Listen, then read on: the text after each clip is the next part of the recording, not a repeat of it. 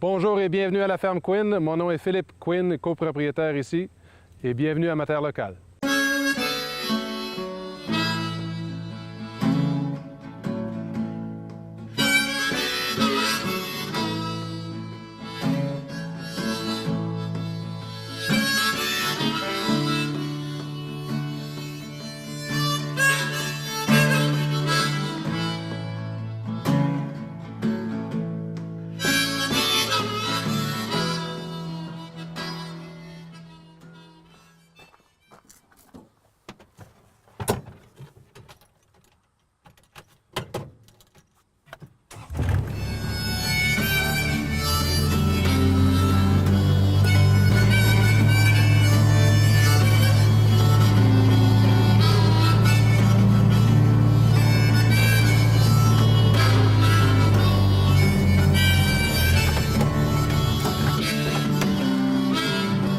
On fait pousser 3 différentes sortes de maïs à la ferme. On a du maïs grain qu'on fait pousser pour les vaches. Ça fait partie de notre rotation pour aider à contrer les pestes, que ce soit les mauvaises herbes ou les autres pestes. Un autre très important pour nous, c'est le maïs sucré. Et ensuite, on a le maïs à éclater, le popcorn. La raison pourquoi on a planté le popcorn, on a de très bons amis près de Ormstown, Québec, la ferme Tologorum. Ils font pousser tout notre popcorn. Le popcorn qu'on a à vendre à la boutique, c'est le popcorn de Tologorum. Mais il y a quelques années, on a eu de la mauvaise température vers la fin octobre. On avait beaucoup de jeunes d'école qui étaient cédulés pour rentrer à la ferme pour une activité, soit la cueillette de pommes ou les citrouilles. Puis, il a mouillé, il y a beaucoup plu à la fin octobre. Donc, on était rendu au mois de novembre, puis il n'y a pas personne qui veut une citrouille au mois de novembre, puis les pommes étaient terminées. Donc, pour leur offrir quelque chose de différent, on a planté du maïs éclaté. Si ça se reproduit encore, s'il y a des cancellations vers la fin octobre, où on est forcé à aller au mois de novembre avec notre activité, on peut aller leur offrir le maïs éclaté, le popcorn. Ça va être un maïs blanc. On a aussi du maïs noir, un popcorn noir. Je sais pas s'il y a... Ah, regardez-moi ça! C'est un popcorn noir, vraiment bel épi, ça. Les grains sont considérablement plus grands que le popcorn ordinaire. Ça va faire du popcorn là, gros comme mon pouce. L'épi un petit peu plus petit, mais le grain beaucoup plus gros. En général, si on le récolte début novembre, 1er décembre, c'est prêt à éclater. Si on l'amène en dedans, juste le laisser accrocher à l'intérieur, c'est prêt à éclater.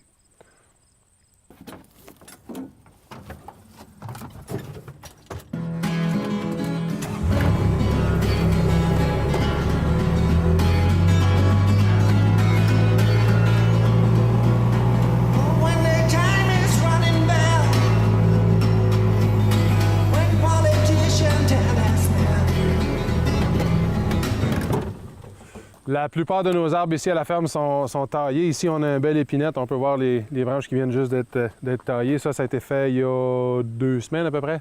Puis là, on peut voir la formation de nouveaux bourgeons près des coupes qu'on a fait cette année. Ça va donner un arbre beaucoup plus serré. L'épinette. Ouais, la première rangée ici, c'est toute l'épinette, mais on peut voir la différence. Je vais vous montrer la différence entre l'épinette et le sapin baumier. Ça ici, le sapin baumier, vraiment lisse. En touchant ça, c'est vraiment pas agressif. C'est plus plate aussi. On peut voir les aiguilles partent de chaque côté de la branche. Tandis que lui, l'épinette, oh, si on y touche, le chat n'aimerait pas ça grimper dans cet arbre-là, je peux vous le garantir.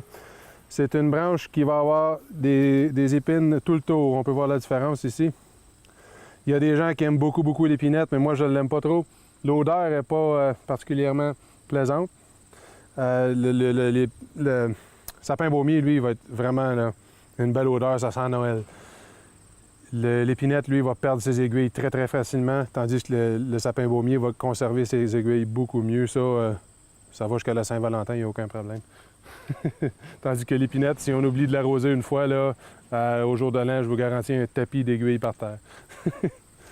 Mais il y a des gens qui l'aiment beaucoup, puis c'est pour ça qu'on en plante. Je dirais qu'il y a près de 10 de notre volume qu'on sort, c'est de l'épinette. Les gens l'aiment beaucoup, il est beau. Puis justement, le chat n'aime pas grimper dans l'épinette. Le sapin Fraser s'en vient beaucoup en plus populaire, de plus en plus populaire. Le Fraser va ressembler à l'épinette, mais c'est du baumier. Les aiguilles vont être beaucoup plus serrées puis vraiment rondes, c'est vraiment plus beau.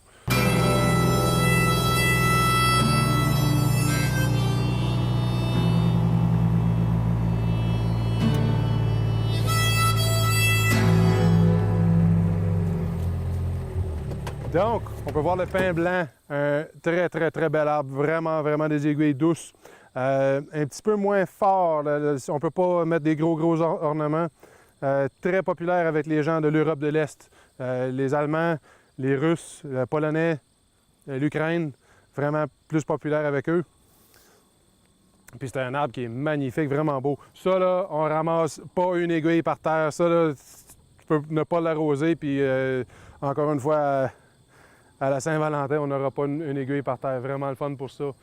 Ça ici, c'est le sapin Fraser. On peut voir la différence entre le Fraser et le baumier. On a quelques branches. On peut voir le sapin Fraser. Encore une fois, les moutons, ils l'aiment un peu. Le bas de l'arbre ici a été magané par nos moutons. Mais c'est un arbre qui est un petit peu plus clairsemé. Encore une fois, très populaire avec les gens de l'Europe de l'Est. Donc, le plus populaire au Québec, au Canada, ça serait le sapin baumier au fond ici. C'est le classique. Ensuite, le Fraser, on peut voir un petit peu plus serré. L'arbre va être un petit peu plus clairsemé. On peut voir le tronc presque toute la hauteur. Très populaire avec les gens de l'Europe de l'Est. Aux États-Unis aussi, plus populaire. On a le pin blanc. Excuse, pas le pin blanc, l'épinette blanc, pardon. L'épinette bleue. Ça prend beaucoup plus de temps à faire pousser l'épinette bleue. L'épinette de Norvège pousse très vite, celui-là. Le pin sylvestre, très agressif. Ça, on ne s'approche pas trop. Encore une fois, le chat n'aimerait pas grimper dans cet arbre-là. Un petit peu plus vigoureux que le pin blanc. Le pin blanc, un arbre vraiment beau. Des aiguilles vraiment douces. On ne ramassera jamais d'aiguilles par terre. Pour les deux pins, là, on ne ramasse pas d'aiguilles par terre, jamais. Mais c'est un goût acquis. C'est pas tous les gens qui aiment le look du pin blanc et du pin sylvestre surtout, là. Très bel arbre, mais plus traditionnaliste, on serait avec le sapin baumier. Encore une fois, pour se démarquer à la ferme, on fait des choses un petit peu différentes. Les gens peuvent venir faire l'autocueillette des arbres ici à la ferme. Ils peuvent le choisir, le couper eux autres mêmes. C'est un arbre frais. Tu peux pas avoir plus frais que ça. On va avoir les mains toutes gommées. Ça fait partie de l'expérience. On a aussi des arbres disponibles à l'avent. Ils sont fraîchement coupés à tous les jours. C'est une expérience qui est vraiment le fun. Noël, c'est beaucoup plus relax pour nous autres. C'est un petit peu moins achalandé. Puis les gens, en général, sont toujours très contents. Puis ils l'apprécient énormément. On a du chocolat chaud, puis on a quelques petits repas aussi qu'on peut offrir. De la tourtière avec une belle courge, une recette de courge maison. Des fèves au lard, au sirop d'érable. Vraiment délicieux. Les sapins, si on fait une nouvelle plantation, comme juste à l'arrière de nous ici, ça a été planté il y a 5 ans. Et puis on va récolter nos premiers arbres là-dedans, pas l'an prochain, l'année d'après. En général, 6, 7, 8 ans même pour une replantation. Encore une fois, on se démarque à la ferme, on fait les choses différemment. Quand on choisit un arbre ici, on va toujours le choisir un petit peu plus grand que ce qu'on veut, parce qu'on va toujours garder 2 ou 3 bonnes branches avec la souche pour régénérer de nouveaux arbres. Ça pousse beaucoup plus vite. Ce qu'on appelle la culture de souche. C'est vraiment une vieille souche qu'on garde avec une branche. Cette branche-là va redevenir un arbre en dedans de 3, 4, maximum 5 ans. Ça repousse beaucoup plus vite. La culture du sapin, c'est quelque chose qui demande beaucoup de planification. Il faut planifier 8-10 ans à l'avance la demande qu'on va générer. Si on a une demande accrue vraiment vite, puis on n'y a pas pensé il y a 10 ans, c'est malheureux. Mais en général, à chaque année, on va replanter 1000-1500 arbres. Puis avec la culture en souche, on va faire de nouveaux arbres beaucoup plus vite avec les souches. On a planté nos premiers sapins il y a, je pense, 1992. 98, on a commencé à récolter les premiers, là. En fait, les premiers arbres qu'on a récoltés, c'était sur le long des brise-vents ici. Les arbres étaient plantés beaucoup trop serrés, donc on a coupé un arbre sur deux. C'est arrivé par accident. Ça a commencé de fin des années 80, quand nos brise-vents avaient 10-12 ans, puis on voyait qu'ils étaient trop serrés. On a offert ça à Noël. Les clients réguliers, des bons clients, on leur a offert des beaux sapins, puis de là, la demande s'est formée, puis on a planté. Là, je dirais qu'on a près de 12 000 sapins de plantés ici à la ferme aujourd'hui. Le plus d'entretien, ce serait nos beaux pins blancs à l'arrière. Ça demande beaucoup de taille, puis la taille, il faut qu'elle soit faite à un moment de l'année bien précis. En général, c'est vers la mi-fin juin, en même temps que les fraises. Beaucoup d'ouvrages là. Il faut que les pins blancs soient taillés là, vraiment là, ponctuellement. Tandis que les épinettes et puis les baumiers, eux autres peuvent être taillés à n'importe quel temps de l'année. Si on a un arbre qui est beaucoup trop grand, on peut venir le tailler au début au printemps et puis repasser encore une fois à ce temps-ci de l'année, fin août, début septembre, pour le mettre encore plus serré. Ça représente moins d'ouvrage qu'un pommier, beaucoup moins d'ouvrage qu'un pommier. Si on plante, il faut s'assurer qu'il y ait de l'eau pour les 2-3 premières années, puis après ça, on est parti. Avec la diversification de tous les produits, les productions qu'on a ici, c'est énorme. On commence avec les asperges, fraises, framboises, bleuets, tous les petits fruits. Maïs sucré, on a les courges, les citrouilles, sapin de Noël, puis toutes les différentes variétés dans chaque espèce. Ça demande énormément de connaissances. On est très chanceux d'avoir sur notre équipe un bon agronome qui nous suit de près pour toutes les différentes cultures. Puis aussi, nous-mêmes, c'est une passion pour nous autres. Je suis peut-être pas allé à l'université, mais ça fait depuis que j'ai 4-5 ans que je suis mon père de près. Puis même chose pour lui. C'est des connaissances qui sont acquises au fil des années. C'est en faisant des erreurs qu'on apprend. Il y a des fois, c'est des erreurs qui coûtent très cher. C'est des erreurs qui peuvent nous amener près de la faillite. Mais avec tout ça, on apprend. C'est un bagage vraiment énorme. Et puis, on a aussi engagé des gérants de ferme. On a un gérant de production de ferme, Mathieu Robert, un très bon ami du secondaire. Ils disent de jamais engager ses amis, mais ça, c'est une exception. C'est un homme vraiment, là, il nous a vraiment aidés. Et puis, tout récemment, M. François Leduc a joint notre équipe. Lui, c'est plus dans la vente directe, l'interaction avec les clients. Lui, il adore ça. Les tours de charrette, puis parler aux gens, présenter la ferme, c'est ça qu'il adore. Et puis Mathieu, lui, va m'aider dans la production à la ferme, dans le champ. Il va faire les arrosages pour nous autres. Il va nous aider avec l'irrigation, la plantation, la taille. Il va nous aider tout l'été avec tous les ouvrages. Puis même l'hiver, il va conduire pour nous sur le déneigement, puis il va travailler dans le bois avec nous autres. C'est le fun d'avoir des bons gens alentour de nous. C'est bien important d'être entouré de bons gens, de la famille, des amis. On se fie beaucoup sur les amis. Ils disent de jamais travailler avec leurs amis, mais on fait toujours l'exception à la règle. On s'entoure de bons gens, des gens avec qui on a des bonnes relations, des gens avec qui on travaille très bien. On est choyé d'être bien entouré. On peut voir ici, l'an dernier, on a récolté un arbre. Et puis déjà, les branches qu'on a rattachées vers le haut, ils commencent déjà à avoir une dominance. Ils commencent déjà à avoir la ressemblance d'un arbre. Imaginez-vous que si on avait coupé au sol, on replante un arbre qui a 20-30 cm d'auteur, il faut recommencer à zéro. Le système racinaire est déjà implanté. La branche, elle est déjà massive comparativement à une transplantation. Là, ce qu'on va faire, on va garder encore la plus dominante. Celle-là ici, on la garderait. Les autres, on va les couper à Noël cette année pour faire des couronnes. C'est une autre chose qu'on fait pour rentabiliser tous les branches qu'on coupe. C'est des belles couronnes. C'est une façon de faire qui est très durable, qui est plus durable, beaucoup plus rentable aussi. Le retour sur l'investissement, au lieu d'attendre 8-10 ans pour un beau pain blanc, ça, là, pas l'an prochain, mais l'autre après, on a un bel arbre là-dessus à sortir. Donc, 3 ans après avoir coupé, notre arbre initial. 3 ans après, on a un bel arbre à récolter.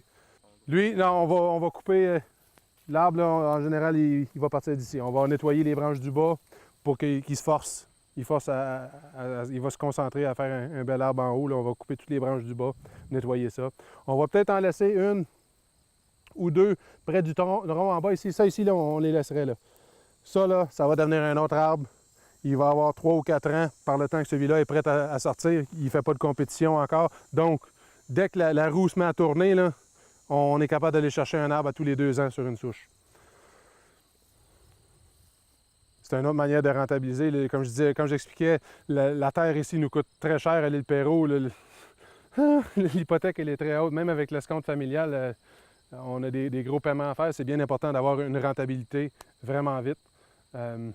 Puis on se trouve à aller chercher quelque chose de beaucoup plus rentable en faisant de la culture sur souche. Ça demande un petit peu plus d'effort, mais à Noël, quand nos lutins donnent un coup de main à nos clients, nos invités, ils ont toujours un petit peu de temps mort. C'est là qu'ils vont s'attaquer aux souches puis à rehausser les branches. Donc ça demande plus d'effort, mais les gens, mon monde est déjà ici dans le champ. Il faut les garder occupés pareil dans les temps morts. Là. Donc c'est pas vraiment plus d'ouvrage. Mon père m'a toujours dit, s'il y a une opportunité en avant de toi, si tu es capable de le faire, prends-la.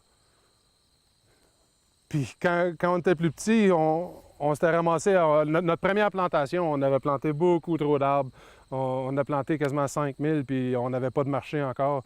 Donc, par le temps qu'on venait à couper les arbres, ils étaient vraiment plus hauts. Les arbres avaient quasiment 5 mètres de hauteur. Donc, on se trouvait à laisser des branches avec la souche. L'année suivante, on était occupés, on ne portait pas attention. Oups! Il se met à pousser des arbres là-dessus. Là. Oh! C'est une opportunité, go! On la prend. Ouais.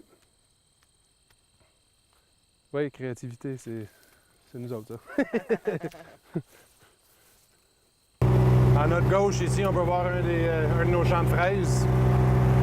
Cette année, on a eu des pertes très importantes dans la fraise. On a un nouveau virus qui a attaqué beaucoup de fermes ici au Québec, puis dans les maritimes aussi. Un virus qui va affecter la vigueur de notre plant et baisser la production considérablement. Ça, c'est des fraises qu'on a plantées le 28 juin cette année. Et puis, on va récolter vers la mi-juin l'an prochain. On peut voir les plants, ce qu'on appelle les plants mères, sont ici, 1, 2, 3. Et puis, tous les autres, les secondaires ici, c'est ce qu'on appelle les plants filles.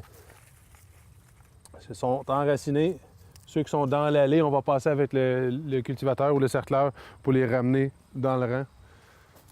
Les bébés ici, les petits, sont pas enracinés, mais on peut voir les plus matures, là, sont bien enracinés. Puis quelque chose de nouveau pour nous, c'est le système goutte à goutte souterrain. En dessous de chaque rangée, on a un tuyau goutte à goutte, des émetteurs à tous les 30 cm qui vont émettre 1 litre d'eau par heure à chaque émetteur. Ça va aider beaucoup avec la production intégrée, ce qu'on a mentionné tout à l'heure. L'idée, c'est de vraiment pas humecter le feuillage du tout. On a des gros problèmes avec la moisissure grise dans la fraise. C'est quand le feuillage est humide, soit avec une pluie, une grosse rosée, ou bien l'irrigation avec les gicleurs en dessus de la culture. Donc, on va enlever un petit peu, on va mettre les chances de notre bord en irriguant seulement en dessous de la rangée. On ne va pas humecter les feuilles de cette manière-là. Puis, question aussi de sécurité. L'eau, des fois, on va prendre l'eau de l'étang. S'il y a un animal mort dans l'étang, quoi que ce soit, puis là, on y va avec les gicleurs au-dessus, bien, c'est du jus d'animal mort qu'on met sur nos fraises. On ne fait plus ça. C'est tout souterrain. Donc, s'il y a des contaminations, quoi que ce soit, c'est tout sous la terre. C'est jamais en contact avec le fruit. Là, on parle ici, on a juste on a près d'1 hectare. 1 hectare, c'est 100 mètres par 100 mètres carrés. 10 000 mètres carrés.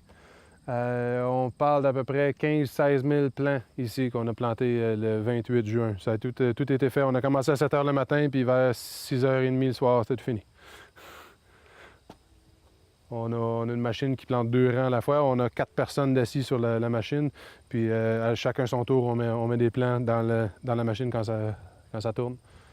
On a un gros réservoir pour de l'eau sur le planteur. Chaque petit plant reçoit 1 litre d'eau à la plantation. Et puis dès qu'on a l'opportunité, en fait, quand mes ouvriers partent pour l'heure du midi, tout ce qu'on a de planté, on va partir le système d'irrigation. Dès qu'on est capable, on va mettre l'irrigation pour mettre toutes les chances de notre côté, avoir de l'eau directement sur les racines le plus vite possible. C'est une culture qui est difficile. La fraise, c'est difficile. Cette année, on a vu des grosses pertes. Juste pour nous, là, on parle entre 100 et 125 000 $ de perdus cette année dans la fraise. C'est un nouveau virus qui a attaqué la fraise. C'est venu de notre pépiniériste, le gars de qui on a acheté nos plants. On a acheté des plants qui étaient contaminés. C'est la même histoire pour la majorité des producteurs au Québec qui ont acheté de ce pépiniériste-là. Les gens qui ont acheté de l'Europe ou bien des États-Unis ou de l'Ontario, Nouvelle-Écosse, c'est un petit peu moins pire. Les gars ont été moins affectés. Tous les plants que vous voyez ici cette année, ça vient tout de la Californie puis de la Nouvelle-Écosse. On a deux variétés de la Nouvelle-Écosse. Toute la balance vient de la Californie. C'est vraiment malheureux. C'est pas vraiment de sa faute. Il n'y a pas personne qui voulait que le virus soit transmis, que ce soit un problème. Mais c'est arrivé. Il y a beaucoup de problèmes aussi avec les champignons. La moisissure grise, Phytophthora, et puis le blanc aussi. Le blanc, ce qu'on appelle le mildiou. Ouais, il y a des choses plus faciles à faire, oui. La citrouille, c'est beaucoup plus facile. Les sapins de Noël, c'est beaucoup plus facile. La fraise, c'est toujours à recommencer aussi. On va planter, on va récolter 1, peut-être 2 ans, puis ensuite on recommence. C'est beaucoup d'infrastructures qu'on ne se sert pas. Il peut geler cet hiver. On peut avoir beaucoup d'eau, puis ça va geler bien dur, puis on perd tout. Comme on peut avoir du grand succès aussi, là. Ça, c'est une nouvelle variété pour nous autres. Elle s'appelle Knucklehead.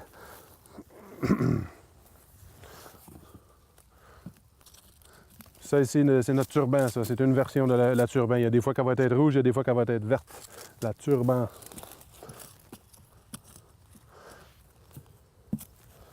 Ça là, elle a des grosses verrues.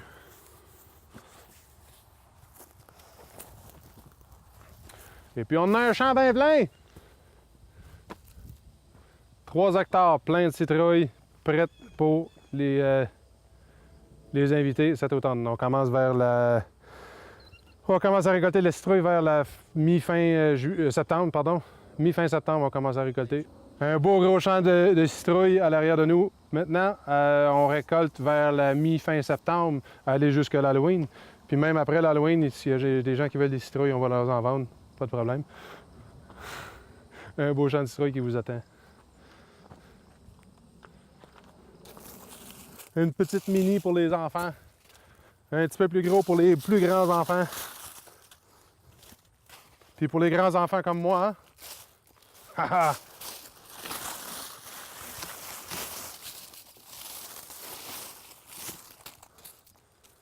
Papa, maman, les bébés. C'est les variétés qui font que les grosseurs sont différentes? Oui, c'est les variétés. Ça, c'est une variété qui s'appelle Apprentice. Ça, c'est une variété qui s'appelle Petite Sucrée. Ou Field Trip, peut-être Field Trip, c'est un autre. Puis ça, c'est de la magicienne qu'on appelle, Magician. Ils sont tous cuisinables. Pas mal tout est mangeable si on a assez faim. Ces 3-là ne sont pas à suggérer pour la transformation. Ça va faire. C'est une chair qui goûte vraiment à rien. C'est comme de l'eau, là. Vraiment humide. Ça va faire comme une soupe après l'avoir fait cuire. Tandis que les citrouilles à tarte, on a une citrouille à tarte qui ressemble beaucoup à ça, qu'on va offrir aux jeunes d'école, mais un petit peu plus gros. Puis la chair va être beaucoup plus sec et plus sucrée aussi, plus savoureuse. Ça goûte pas grand-chose. On serait mieux de travailler avec la courge pour faire la transformation. Si c'est une soupe, des muffins, une tarte, quoi que ce soit, on va tricher, on va prendre la courge, nous autres.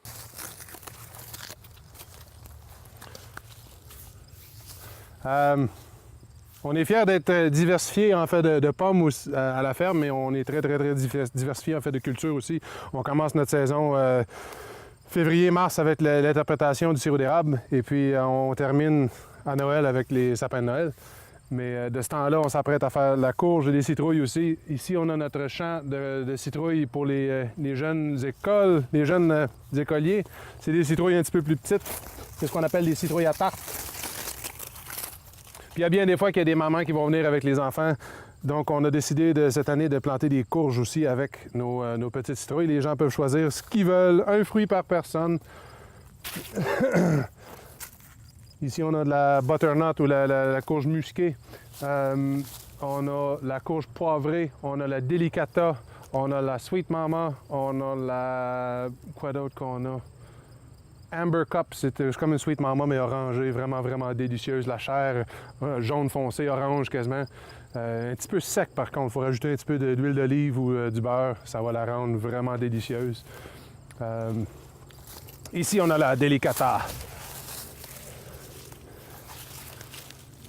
On essaie tout le temps de mélanger nos variétés aussi dans la courge. Quand on vient pour faire l'autocueillette de courge ici à la ferme, tout est mélangé. Les gens peuvent choisir ce qu'ils veulent. Ils n'ont pas besoin de faire du millage trop pour trouver 5, 6, 20 différentes variétés de courges. Même chose pour les citrouilles. On a différentes grosseurs et couleurs de tout mélanger ensemble. Ici, on a une différente variété de musqués. On peut voir la différence entre les deux. Celle-ci, elle est vraiment plus grande. C'est celle-là qu'on va prendre pour faire nos tartes et les soupes et les muffins. Tandis que celle-là est un petit peu plus populaire avec notre clientèle. Et c'est plus facile à gérer. On n'a pas trop de viande. Sweet Mama, on a aussi la turban. La turban va ressembler à la Sweet Mama, mais orangée, avec une base ici qui ressemble vraiment à un turban.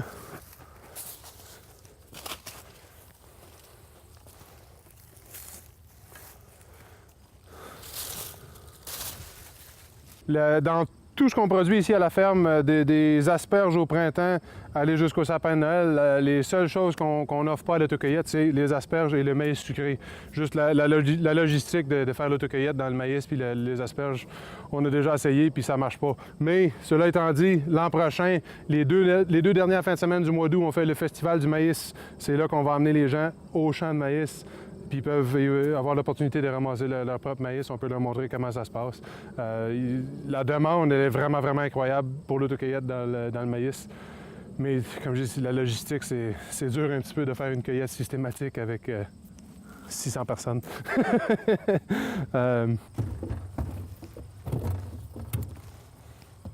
Delicata, Sweet Mama, musquée, citrouille à tarte. Citrouille à tarte, elle va avoir une chair un petit peu plus sec, un petit peu plus sucrée qu'une citrouille décorative.